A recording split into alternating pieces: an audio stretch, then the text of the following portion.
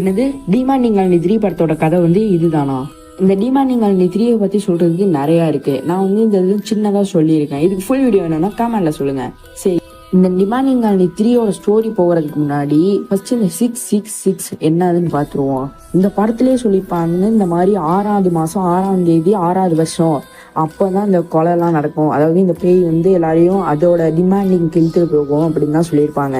இந்த இந்த 666னா ஆக்சுவலி இது உண்மையிலே ஒரு டெவில் நம்பர் தான். அது இன்னொரு படத்துலையும் ரெஃபரன்ஸ் வச்சுருப்பாங்க. என்ன படம்னா அரண்மனை 4. இப்போ இதோட ஸ்டோரி வச்சு பார்ப்போம். டிமாண்டிங் காலனி 2லேயே ஒருத்தவங்க கடைசியில் ஒரு பிரிட்டிஷ்காரன் சாவுற மாதிரி கட்டியிருப்பாங்க. அதுவும் நார்மலாக இல்லை, 2 கண்ணு நோண்டப்பட்டு நாக்கு அறுத்து. அது ஏன் அப்படி பண்ணியிருக்காங்க? அந்த அளவுக்கு அவன் என்ன தப்பு பண்ணா?